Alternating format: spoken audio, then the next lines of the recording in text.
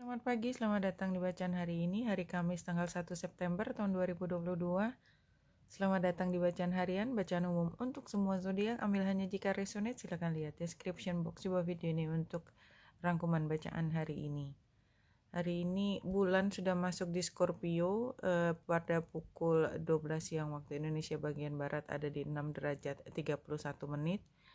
Dan di sini ada beberapa planet yang juga ada di sekitar derajat tersebut, ya, Merkurius termasuk, tapi karena dia cuman beda 30 derajat, makanya namanya semi sextile. Untuk chart ini tidak digambar karena hubungan atau transit semi sextile itu tidak sekuat transit yang lain. Bulan membuat sextile dengan matahari. Sextile termasuk transit yang harmonis, tetapi hanya bermanfaat kalau kita bersedia mengambil energi tersebut. Kemudian bulan juga karena matahari membuat square, artinya bulan juga membuat transit dengan Mars yang ada di 6 derajat 40 menit, tetapi namanya quincunx. Jadi dia ada kaitannya tetapi tidak kentara, bahkan mungkin terasanya tidak ada kaitannya sama sekali. Oposisi, ya, kalau kita lihat di sini kan oposisinya bulan adalah dengan Uranus. Uranus. Jadi lebih dari 180 derajat, ya, ditambah 30 derajat itu bulan membentuk hubungan juga dengan Jupiter. Ada di 6 derajat 51 menit. Ketika melihat ini, dan terutama bulan ada di Scorpio, itu biasanya waktunya kita untuk memahami lebih dalam satu situasi. Jadi kalau kemarin kita mengalami naik turun dari emosi, dan ini adalah hari di mana kita berusaha untuk mencari akar permasalahan yang sebenarnya. Jadi misalnya, kenapa saya bereaksi begitu intens, atau kenapa saya seperti udah nggak kerasa sama sekali gitu ya. Jadi kebalikannya, karena ada sesuatu, ternyata ada hal yang tidak lagi berpengaruh pada kita, atau ada hal yang kayaknya kecil atau tidak signifikan, kenapa membuat saya bereaksi begitu keras. Pasti ada sesuatu yang harus dijelaskan lebih dalam daripada itu. Ya, ini hari ini karena bulannya ada di Scorpio. Dan kemungkinan untuk mampu menemukan jawaban tersebut itu cukup besar, ya, karena seksalnya dengan matahari, dan pengatur dari Scorpio itu adalah Mars, ada di 6 derajat dan di derajat yang sama. Berarti kita merasa kemampuan kita untuk melakukan kajian, ya, penelaahan gitu ya, itu kata-kata yang high level banget, tapi sebenarnya adalah bagaimana kita menyelami perasaan kita, itu sangat difasilitasi. Dan ketika melihat ini, saya lebih cenderung untuk melihat transit yang sifatnya lebih panjang, seperti misalnya antara Uranus dengan Saturnus. Ini kan sudah lama nih, ini planet lama, apalagi Saturnus lagi retro, karena sekarang memang lagi musim retro. Jadi sebenarnya pergerakan bumi yang membuat kita melihat benda-benda di langit itu seperti mundur. Dan ini kan berarti ada saat dimana kita slow down, walaupun sebenarnya pergerakan bumi itu kan tidak slow down, tetapi kan karena bentuknya elips, dia berada di ujung ketika dia tidak sedang di garis yang panjang, saya lupa namanya, tapi itu menunjukkan kalau kita seperti ditahan, karena kan gravitasinya tuh seperti ketarik gitu loh, ketarik dari dua arah. Dan ini juga di perasaan kita tuh juga seperti torn apart, ya, istilahnya, ya. Perasaan kita seperti ditarik dari dua arah, ya. Karena kalau kita lihat apa sih sebenarnya yang lagi retro, Ya, yang lagi retro itu Chiron. Chiron adalah tentang healing, karena kita mau tidak mau harus mencari permasalahannya. Permasalahan itu dari diri sendiri. Jupiter retro. Ketika, Jupiter dan Saturnus retro. Ketika yang biasanya dengan mudah menekan kita, somehow kita juga punya kemampuan untuk mencari kekuatan dari dalam diri kita untuk break free dari Neptunus yang retro. Itu juga menunjukkan bahwa yang namanya kosmik, perasaan kita, keterkaitan kita dengan semesta, dengan sesuatu yang lebih tinggi, itu kayak ditarik ke dalam diri kita, melihat hubungan kita dengan semesta itu bukan lagi hal yang di luar, tetapi di dalam diri kita. Dan ditambah dengan Pluto yang retro, itu semakin membuat kita lebih mengedepankan emosi atau proses yang ada di dalam diri sendiri. Jadi kalau menurut saya, periode ini kan berlangsung cukup lama ya. Tadi yang saya cerita tentang square-nya Uranus dan Saturnus atau sextile-nya Neptunus dan Pluto, itu kan semua planet-planet jauh dan periodenya panjang. Ini sampai 5 bulan, 6 bulan, dan ini yang barangkali kita sekarang ada di tengah-tengah di antara 6 bulan. Jadi kayak 3 bulan berlalu dan akan ada 3 bulan lagi ke depan untuk merasakan hal yang sama. Apa hal yang sama tersebut? Square antara Uranus dan Saturnus.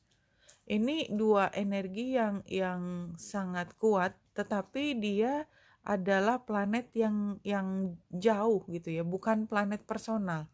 Jadi kita lihat bahwa ada tarik-menarik antara dua kubu, apapun kubu, tapi itu di luar kita, di luar kendali kita. Dia jauh gitu, tetapi kita bisa mendengarkan dan mencerap sebagai salah satu energi yang berpengaruh pada emosi kita, atau setidaknya bagaimana orang-orang di lingkungan kita bereaksi karena ada hal tersebut.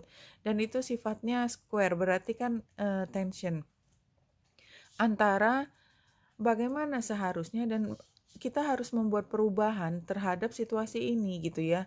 Karena ada rasa tidak pantas gitu ya. Tidak pantas kalau kita tidak melakukan sesuatu terhadap hal ini. Dan saya kembali lagi, yang saya sebut ini itu sesuatu yang ada jaraknya dengan kita, distance ya. Karena planetnya juga planet yang distance. Yang kita bisa rasakan yang lebih dekat, Saturnusnya, adalah kita tuh punya kompas gitu ya. Kita punya kompas, seharusnya begini. Jadi kan kadang-kadang kayak kita nonton sepak bola gitu ya, kan kita juga nggak main boro-boro gitu ya. Kita nggak punya kemampuan di situ, tapi kita mampu melihat secara detail.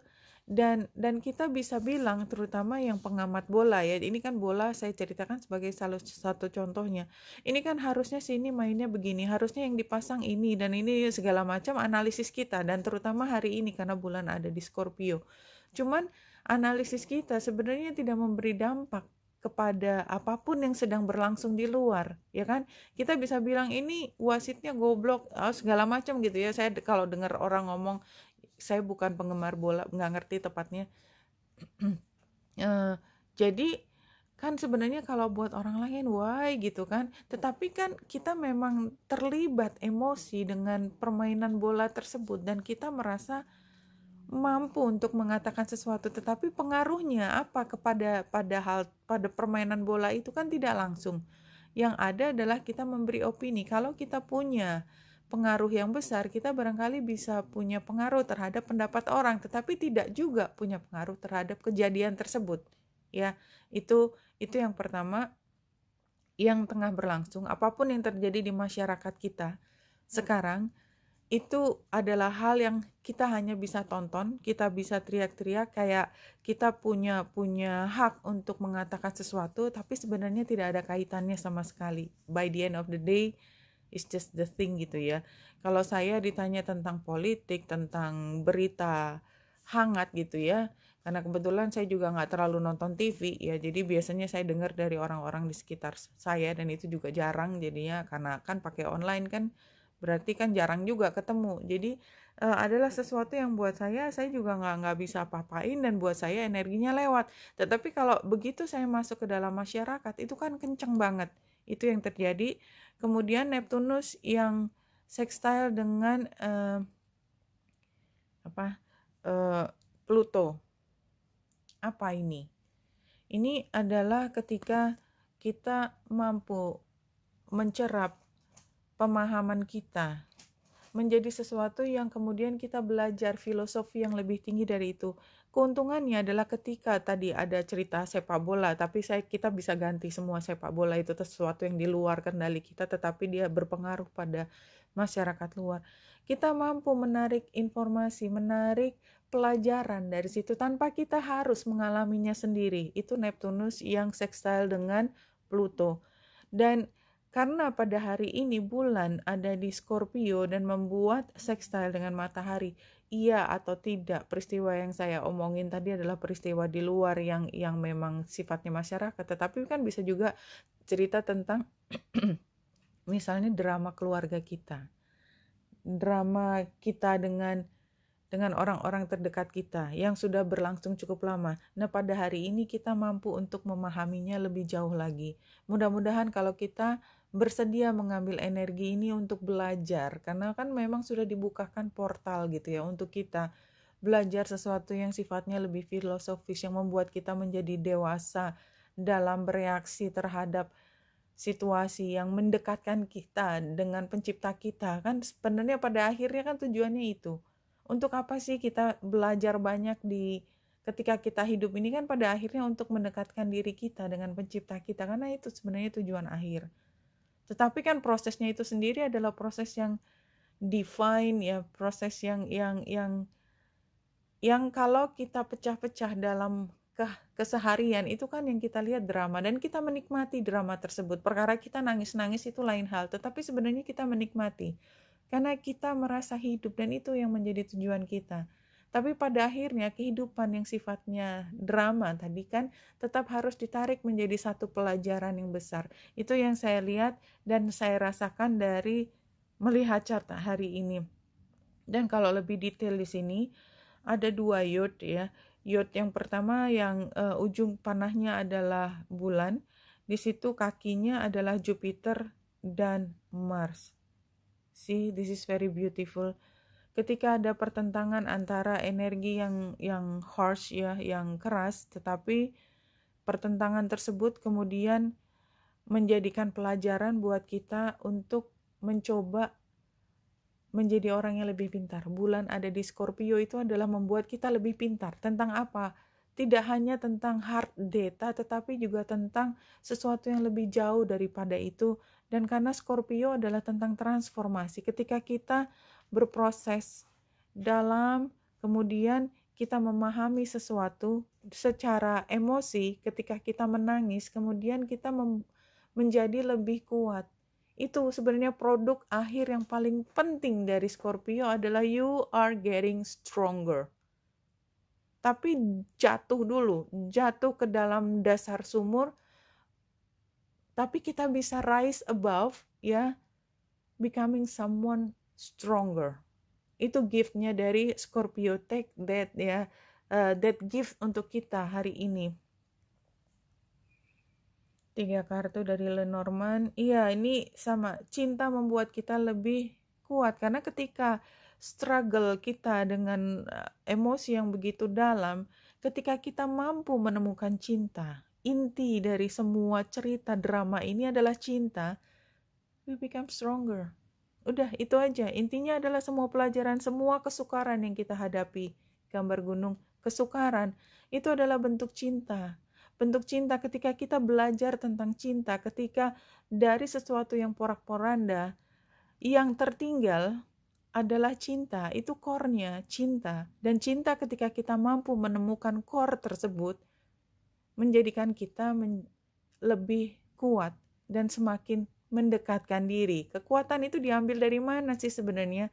Diambil bukan dari ego. Mungkin awalnya dari ego, it's okay. Mulainya dari ego, tapi terus kan kita nggak pernah berhenti berproses ya. Prosesor kita tuh, wah, paling canggih sendiri. Ya, kalau kita mau mengambil energi yang tercanggih tersebut, prosesor kita menemukan kekuatan tidak dari ego, tidak dari balas dendam, tidak dari ambisi, tetapi dari let go, surrender. Kita adalah bagian dari semesta. Itu so powerful. Oke, kalau satu kartu yang keluar di sini spiritual path, ya, exactly ya. Jadi your true belief are becoming clearer to you, which prompts you to make necessary life changes. Exactly, ini energinya Scorpio tadi ya, transformasi, life changes. Tetapi life changesnya itu karena Scorpio, ya, itu adalah hal yang sifatnya lebih spiritual. Scorpio itu masuk ke dalam dasar sumur untuk mampu bangkit dan bersinar lagi. Kalau 3 kartu sini, energy work. Yang kedua, heart chakra. Yang ketiga, change in direction. Ya, sama ya ceritanya ya. Ceritanya sama, ini seperti dirangkum lagi. Jadi kan sebenarnya apa yang kita lakukan itu kan sebenarnya melindungi hal yang paling berharga. Penggambarannya di sini adalah malaikat yang melindungi anak kecil. Kita lihat anak kecil itu adalah innocence-nya kita, kemurnian hati kita. Kita jaga. Kita jelas diterpa sama kemarahan, emosi yang berat. Itu kan pelajaran, bukan karena kita hidup itu kan kita feel something, feel alive gitu. How do we feel alive? Iya, perasaan itu, excitement, kemarahan, kebahagiaan, down. Itu semua range-nya, kisaran dari emosi itu kan begitu kaya, dan kita sedang hidup, kita mampu merasakan itu. Ketika menjadi makhluk spiritual, emosi seperti itu tidak lagi menjadi bagian yang utama, dan oleh sebab itu selama kita hidup dan kita mampu merasakan hal ya dari yang sangat intens, kebahagiaan atau yang kayak biasa-biasa aja, itu kan kita mampu membedakan betapa kayanya emosi tersebut. Ini adalah energy work. Kita sedang belajar tentang energi, tentang emosi yang ada di dalam hati kita. Dan itu emosinya jelas membuat hati kita luar biasa. Ada excitement, ada kebahagiaan, ada kesedihan, ada kemarahan. Itu a bless ketika kita mampu untuk mengobati luka hati kita. Nggak mungkin kita tidak sakit hati atau mengalami luka hati kalau kita mengalami emosi. Tetapi apa gainnya? Apa yang kita dapat? Kita menjadi lebih pintar. Apa gainnya ketika kita membuka diri untuk cinta? Yaitu kita punya kemampuan untuk merasakan emosi yang luar biasa. Tetapi apa risikonya? Sakit hati. Nah, ketika sakit hati, kita perlu untuk melihat bahwa kita punya kesempatan sakit hati. Kenapa? Karena kita dibukakan kesempatan untuk merasakan cinta. Kalau kita melihatnya seperti itu, maka kita mampu untuk healing hati kita dan mengubah directionnya. Ini energinya Scorpio yang tadi sudah diceritakan. Kalau dari tarotnya,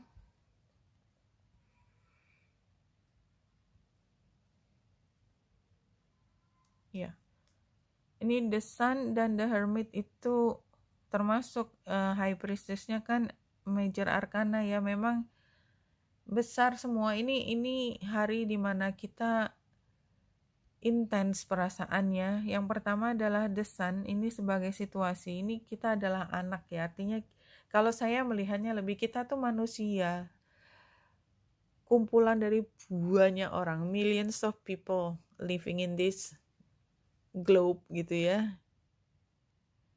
Kita tuh dilihatnya sebagai anak, pembelajar. Saya melihatnya dia sebagai pembelajar. Orang itu adalah makhluk yang sedang belajar. Seberapapun dia pintarnya, seberapapun dia posisinya tinggi di muka bumi gitu ya. Dia itu anak, sedang belajar hidup, belajar menjadi makhluk yang punya kontribusi terhadap bumi ini. Saya nggak tahu kenapa ngomongnya jadi dalam banget gitu ya. Nggak di level individu, tapi itu yang saya rasakan. The highest priestess sebagai challenge adalah ketika pembelajaran tersebut itu kita tidak mampu untuk menggunakannya semaksimal mungkin, sekretif atau disconnected ya, disconnected dari sexuality tadi ditulisnya, tapi mungkin sexuality itu adalah satu hal yang sifatnya kehidupan. Jadi apa ya, kayak kita terlepas dari kemampuan untuk membuka hati bahwa hal yang sifatnya duniawi itu sebenarnya adalah salah satu sisi dari yang spiritual, kayak koin. Kita nggak bisa dapat spiritual yang begitu kaya kalau kita tidak punya pengalaman duniawi yang juga begitu tinggi. Jadi itu yang saya lihat dari challenge-nya, ketika kita menjadi terkompartementalisasi, terpisah antara duniawi dengan spiritualitas, which is sebenarnya itu adalah satu. Dan ini compassion ya rasanya, ini kan saran.